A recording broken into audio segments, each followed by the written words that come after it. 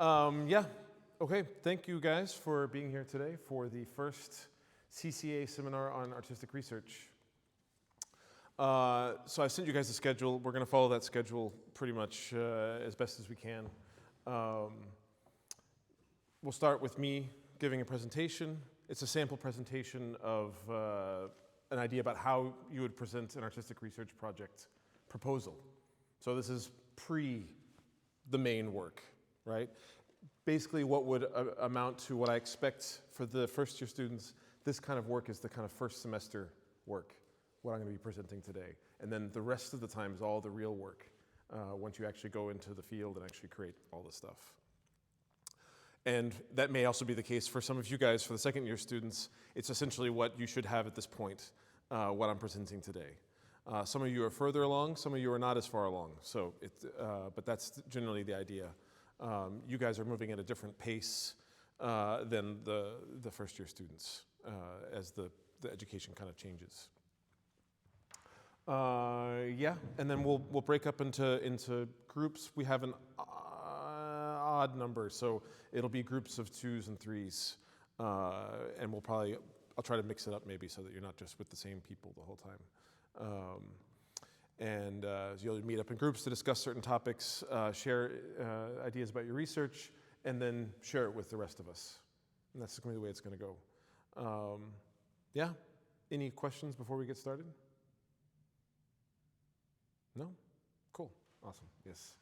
So that was that schedule. Yeah, and we'll be in here until lunch, and then we'll move into to 41 because Esbjerg Ensemble has to do a rehearsal here. So now I'll present a potential research project, artistic research project. Yes, here we go. So we start with the title. The score, in this example, I have 2 titles. A main title that's kind of more poetic, and then a secondary title which gives a little bit more meat and some information pointing a little bit to more what's really happening. From the main title, the score is Multicultural Labyrinth. Okay, I get maybe some kind of an idea about that, but it doesn't really give us a clear idea. The next one kind of tells what this is about. By the way, I'll also give you guys the slides for this afterwards. So translating player experiences of navigation, choice, and platforming mechanics in Metroidvanias to musical performance. So there's a lot of stuff in there that's undefined. That's fine in a research title. We're going to go through, as you go through the abstract and the other things when you're presenting your research, you can explain all these things. There's lots of technical terms that need to be defined, right? If you're not familiar with the fields that the research is taking place in. And for most of you, this will be the case. You'll need to be communicating information about these fields that you're investigating to an audience who is unfamiliar with them, or is potentially unfamiliar with them. So, starting with an artistic research question, how can we translate the aesthetic experiences of playing video games from the Metroidvania genre to the performances of musical scores by master-level musicians? So, again, a research question, and we'll talk about this when we work in the groups, is intended to be something that kind of describes the journey.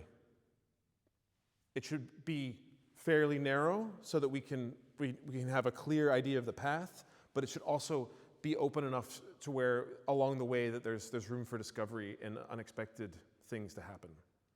That's what we're interested in research. We don't want to have a preordained outcome. We want to have an idea of the outcome, but we want to discover something along the way. It's not research if we don't learn something from the journey. We can talk, and again, with definitions and things, I'll go into talking about some of these terms that I'm using.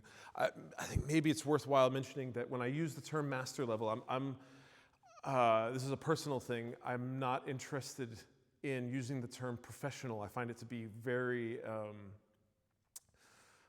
misleading in the music world when we talk about professional musicians, because we're not really talking about quality there. All we're talking about is money. And that's really, I think, can lead to some really confusion because yes, Kenny G is a professional musician. He earned lots of money from playing music. Is he a master level musician? That's another question. So that's why I use that term, and I shy away from using terms like professional and amateur. I don't find them to be very useful for my research. So another thing that's important is you need to have some sort of idea about what this is going to result in. What are we going towards? And it's good to communicate this from the beginning, to say, look, this is what the research is about. It's investigating this thing, and here's what I think the result is going to look like. So in this case, the idea, so that you understand what the research is supposed to be doing, I want my artistic research result is going to be a piece written for saxophone quartet using mixed notation. So that is a mixture of standard kind of notation with graphic notation, where there are the quartet will be broken up into two teams of two players working together to navigate the score. And along the way, they find various abilities that help them unlock areas of the score that were previously inaccessible, and allows them to interact with the other team in certain ways, and interact with the map in certain ways. And the piece will be performed by the Blunder Saxophone Quartet. With most research, and this accounts for all research in any field, there are practical considerations why we end up doing things. It's not just because it's just a purely idealistic world we live in. Most of the time, we're bounded by practical considerations. In this case, the Blunder Saxophone Quartet, I have a good friend in that group who has also been a part of another research project I've been running for the past few years, developing a role-playing game for improvising musicians. And then another member of the quartet is my wife. So it's very practical. I have very easy access to this group. It's easy for me to work with them. So this is something that it makes certain aspects of the research easier. If I was going to have to pay a professional quartet who I had no other relationship with, it would create some economic barriers to my research. So this is a very real thing. Money and practical considerations are a reality of all research that we need to take into consideration when we embark on a new research project. So, just want to give some definitions. This one wasn't mentioned in any of the introductory material, but I think it's an important term in context of my research. So there's many definitions of agency, but I'm using for this project the term from Bettina Bodie, the ability to act in the world. It's a very simple kind of generalized idea. She's a researcher in video game stuff, so it's very relevant to my research to use a video game researcher's definition of agency in my own project versus if we were talking about the agency of animals in a zoo or something like this. So the main thing that I've borrowed from her is that we make use of, agents make use of affordances and dispositions in a given, their own dispositions. The agents have their own dispositions in a given environment. And so in this project, I'll be focusing primarily on the agency of players, both in the source field of video games and in the target field of musicians, players of musical scores. And this is within graphically rendered environments. That's part of her definition, part of her field of study. And for her, it's video games. Here, I'm going to be taking it into the field of scores. This agency will be bounded by a certain kind of uncertainty, or various different kinds of uncertainties. Two in particular of relevance are performance uncertainty. That is, when we go to perform something, there's always that uncertainty. Can I perform this thing? Can I do it or can I not? This is a central part of this project. And to a lesser degree, there's player uncertainty, and that's when we're playing with others that we don't know what the others are going to do. So that which, for example, in totally improvised music, that's a major factor in shaping the agency of the activity in improvised music. In this, where we're dealing with something with scores, here in my translation, it's going to be mainly dealing with the uncertainty of the other players in terms of how they can interact with the score and affect the other players. So in the title, I use this term multicursal labyrinth. So a labyrinth is a maze, right? Multicursal is as opposed to unicursal. So it's something where when you have a maze that can be, you have choices in the maze. Unicursal, there is no choice.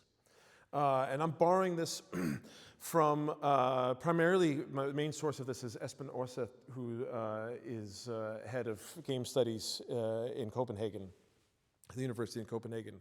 He wrote a book back in the 90s that was really important in terms of talking about narrativity studies and in particular video games.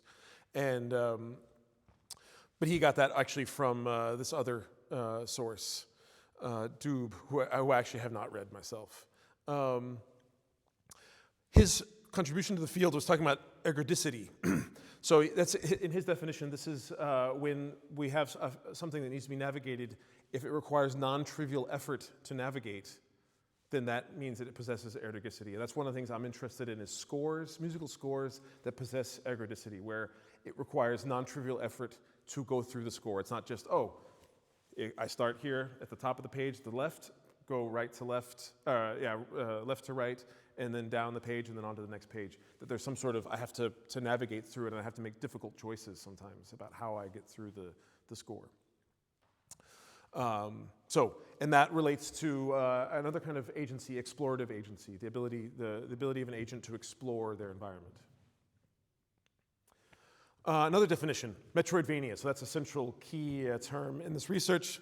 So Metroidvanias are, in this definition, games that feature a large interconnected map through which the player can move, having to obtain objects, weapons, or abilities to unlock different locked areas. The map is composed of different areas, each of which is in turn composed of different rooms. Rooms are where the different enemies, objects, new abilities are placed. So essentially, the main aspect in this definition of Metroidvanias is that they have gates and keys to open them. So it's a map that certain areas are locked off, and you go around and you find different keys to help you get through those things. Just as an aside, if you're wondering about this term Metroidvania, it's a portmanteau of the game Metroid, an early Nintendo game from the 1980s, and Castlevania series, also another Nintendo series. Yes. This is just some examples of some maps of these games. They can get to be quite large. This is kind of one of the quintessential Metroidvanias. Some call it the first true Metroidvania, Castlevania Symphony of the Night from 1997. And these are more modern Metroidvanias since the term has been coined, games that have kind of been very consciously reproducing this genre. And they can get quite large, taking many hours to get through the whole game. Another definition that's important for this is platforming. So platformers are video games where you have an avatar who has to navigate through the environment, usually by jumping or climbing onto various kinds of things, having to get around these different structures. So Super Mario Brothers, the original Super Mario Brothers, is a classic platformer, right? So that's what that is. And then these, one of the aspects of platformers is they challenge the player's reflexes, dexterity, and their timing. So another thing that's important, we've talked about aesthetics before. Aesthetic parameters are really important as they pertain to your project, right? So when you have an artistic research project, you want to not just have your own aesthetics, but you want to narrow them down as they pertain to the actual research that you're doing.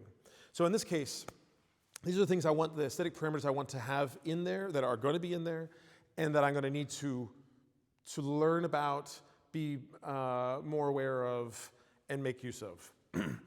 So one is the technical difficulty, right? That's something that Metroidvanias are famous for being technically difficult, oftentimes frustrating. So that's one thing that I want to have. In some other projects, maybe ease is the thing that you're looking for, right? But here I'm looking actually to create a sense of difficulty. Failure is also an aesthetic that I want to cultivate. I actually want failure to be a part of this thing. Failure is a quintessential part of video games. for almost all video games, it's something that all game designers have to take account of and decide what level of failure is going to be acceptable in the game. You can have insane, super, at the one extreme, you can have where there is no failure. You just go through the game and you win no matter what happens. At the other end, you can have a game where all it takes is one tiny misstep and you start the game all the way again from the beginning. So there's lots of ways this can be used. I want to have exploration. That plays into the agency thing we were talking about before. Feelings of growth. So this is something that players of Metroidvania, fans of Metroidvania games talk about a lot, is that they like that feeling of growth as you acquire access to the map, as you learn the map, as you gain abilities, that you grow more and more powerful and that you feel more and more at ease actually in the world, which at first was very confining, constraining. Which plays into the claustrophobia, which is another part of Metroidvanias. Typically, because it's this enclosed map, then there's this feeling that you're trapped inside, and sometimes the games even do that. They'll actually trap you in certain areas until you complete some task. Yeah, explorative agency of performers. This is just more specifically just mentioning the agency aspect. Another important thing is this idea of first-person audience. So first-person audience is something that comes from LARPing. And that's the idea that when you are performing a LARP artwork, that the audience is you, the person who's participating. And this is something I want to bring into the world of music. Traditionally, in the world of music, we look at the musicians as performers for an audience. And what I'm interested in, one of the things I'm interested in with this project is to cultivate a sense that the musicians are their own audience, that we're interested in their own experiences, as opposed to audience experiences. So while I'm interested in having audiences observe these performances, that's not the primary point of them. Their point is actually they're for musicians. So that's an important aesthetic parameter when judging results. So methodology. So there's some confusion about methods versus methodology, and they can be a little bit, these words can get used sort of back and forth interchangeably. A better way to talk about it is methodology is kind of more the overall set of methods that you're using, and methods are more like bite-sized tools that you're using.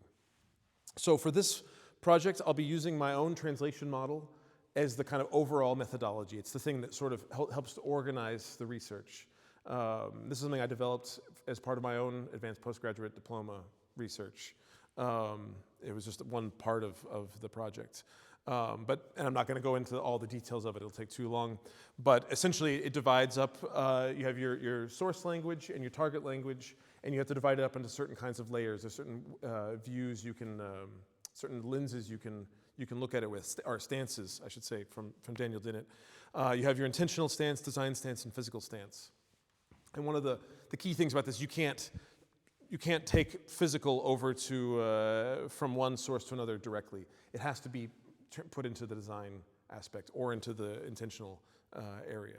So I'll be using this that's the main methodology for organizing all my research. So, contexts. So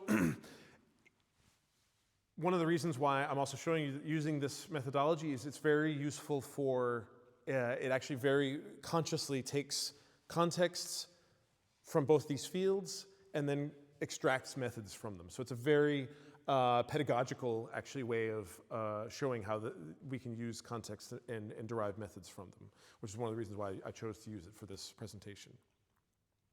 So in this, we have these two languages. We have the language of Metroidvania video games, and we have the language of scores for saxophone quartet of various kinds, and graphic notation and mixed notation.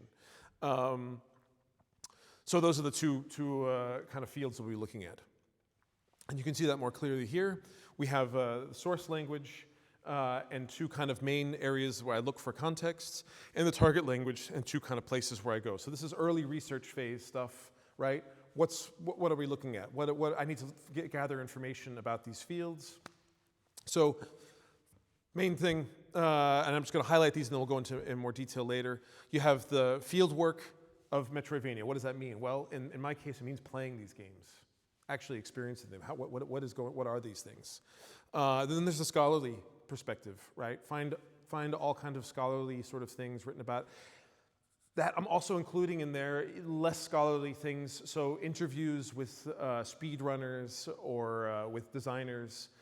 So there's a lot of information gathered that way, and we can, all that stuff is totally permissible, right? We can totally use that as long as we're not just eating things whole, but we're critical towards our sources. We can use this stuff. It's all fair game. For the target language, I'm mainly going to be looking at graphic notation for inspiration, looking at different ways that different composers have been using graphic notation or mixed notation. In particular, you'll see a major influence for me is Anthony Braxton. And then looking at saxophone quartets. And so this is just, I need to know more about saxophone quartets.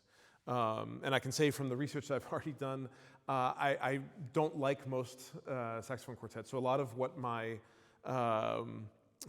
even the ones that like should, in theory it might be good, when I actually listen to them, it's like, I don't know, even if it's a great composer, I'm like, I don't know, it's not my cup of tea. So a lot of what I'm hoping to do here is to provide something to the field that I feel good about, that aligns with my own aesthetic values. So I can contribute something to a field that I feel is somewhat lacking. So, context for the field work, playing games. So as part of my pre-research, I've played 14 different Metroidvania games. Now some of these, it's not that I just started this, a month ago and did all that. This is over a lifetime, right, of stuff. I'm currently playing Hollow Knight Silksong. So is that I've used some images from that because that's kind of what's strong in my mind right now because I'm currently working my way through it painfully. So there's that. And scholarly research. So here's just an example of okay, here's stuff that I've put in. Some of the stuff I've read, some of the stuff I haven't read yet. I've just put it into Zotero for later reading. So this is a way to just get organized in the beginning. Okay. Here's these things I need to get, and then I can start to really go deeper as we go along.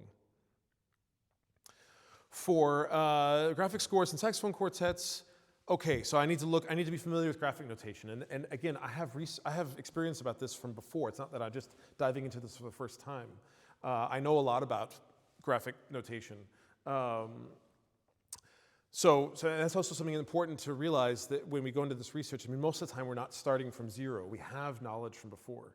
But it's kind of organizing that information, kind of putting it into boxes and saying, okay, here's what I need to be looking at. And maybe I need to go revisit some of that stuff. Oh yeah, there was that book I read on the graph scores of Morton Feldman. Maybe I need to go back and look at that and see if there's anything that's useful here for me that I can use in some of those discussions. Maybe in that book, there's some, they source interviews and things with Feldman where he's talking about his stuff and maybe some of his own frustrations I can use, find out, okay, learn from his mistakes.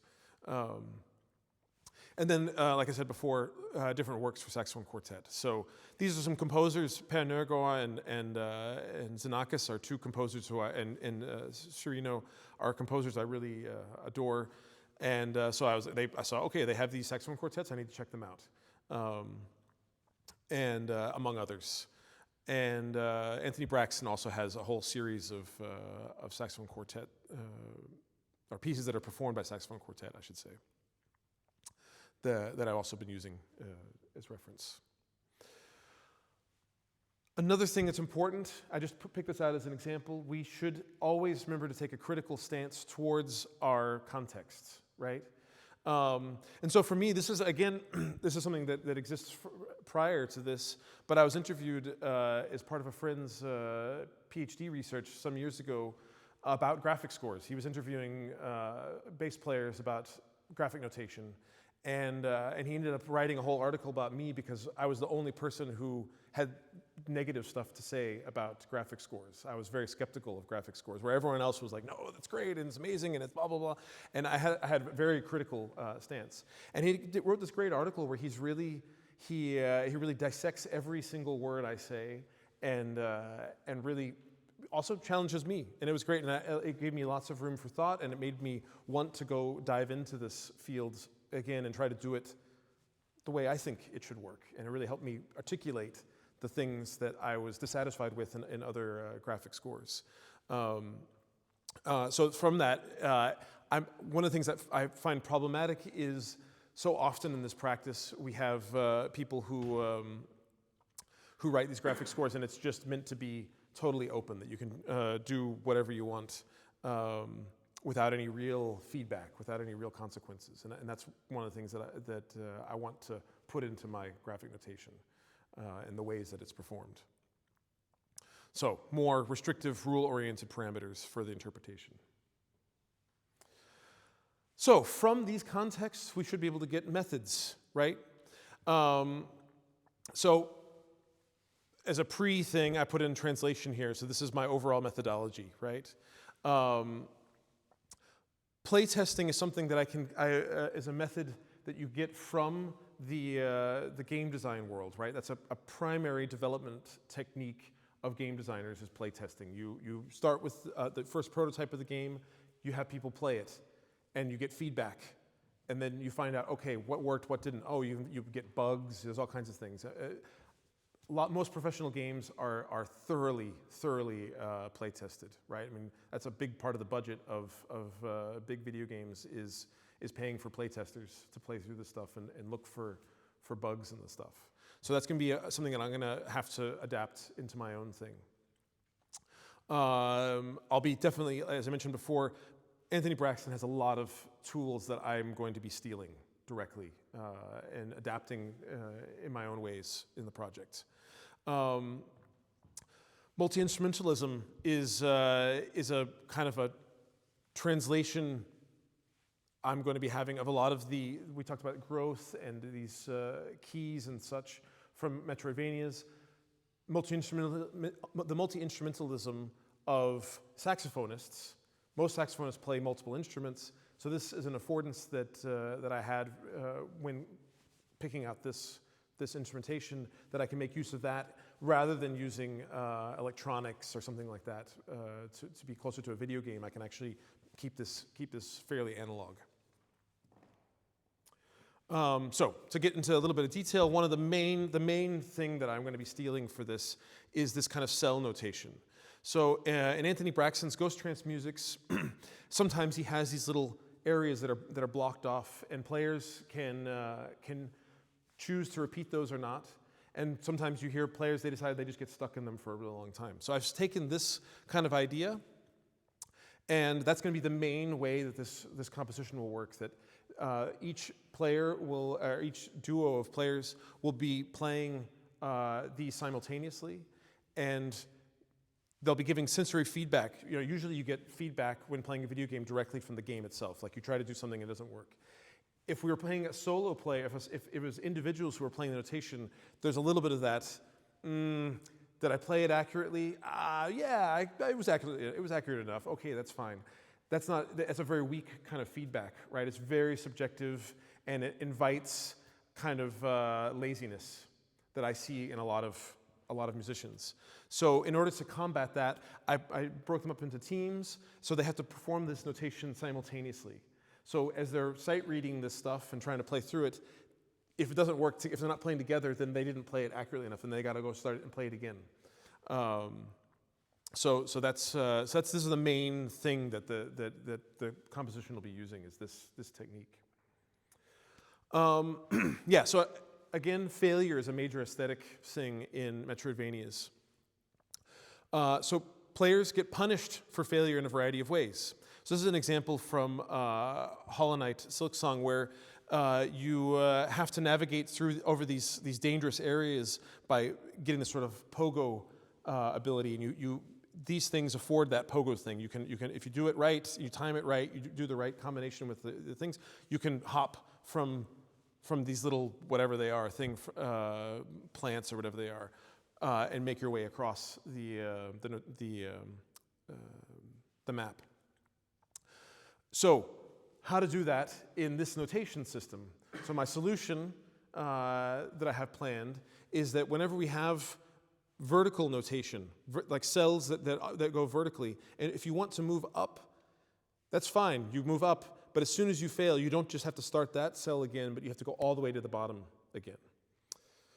In addition to that, I've added another novelty, which I've not seen in any Metroidvania. This is something I came up with that kind of arrived in the field of notation, is that there's these kinds of ways that these teams can interact with each other, that they can turn the sort of gravity setting differently, so that all of a sudden, now notation that it was going horizontally in a certain direction, now that's like you're falling. And you could essentially potentially fall up or these things. So there's different abilities that'll trigger ways to do that. And so you can potentially make the other team's path more difficult or less difficult as the two teams are kind of traversing this map. Gates and keys. Yes, so there's going to be certain kinds of, so there's different ways to do this. And so one of my plans is to use this sort of different types of notation. So we can have certain notation that's only accessible with certain abilities. And that could be just the thing that when you reach the cell, there's something that says now you have access to this kind of notation, if it's green notation, or if it's the squiggly lines, or if it's something else, or maybe there's something in the cells themselves that indicate that'll have to be determined as the piece is being written. And this is, again, back to that sense of growth. This is the thing that should be giving that sense of growth. And so one of the things I also wanted to do is actually open up, so actually allow some of this sort of very subjective performance of graphic notation to the more abstract notation is something that you gain abilities to play later on. And I'm going to talk about that here. So oftentimes in Metroidvanias, you have these overlapping affordances and gates. So here is an example from Silksong. Early on in the game, you can navigate. From the very beginning, if you use the special ability, the special technique, and you're good at it, you can navigate hopping around from these plants. Later on in the game, these airstreams make that much easier. You just have the special ability, and you just hop on it, and you float up above, and you don't have to do any sort of technical work. So there's that feeling of, this was so hard before, and then now I can just fly through it. It's not difficult. And so what I'm going to do for that, my idea with translating this is to do this kind of mixed notation that Braxton has here, where you have sort of regular notation with these graphic things around it. So that this graphic notation won't be accessible in the beginning, but as you gain certain abilities, then you'll have access to some of that graphic notation and be able to more easily navigate, where there won't be the same kind of harsh feedback where, we didn't perform this the same exact way, so we can't continue through the cell. It'll be easy to just get through the cell and fun. Yes, so assessment. Again, I'm not interested in audience stuff. Many of you, I know, have been looking at audience feedback and interested in how audiences perceive your work. Here, I'm not interested in that. I am interested in how the performers understand the work, because I'm interested in eliciting. They're the players of the work, and I want them to have the same kinds of feelings that I have when I play a Metroidvania video game. So how am I doing that? Using thematic analysis. This is a well-known technique for gathering interview data, right?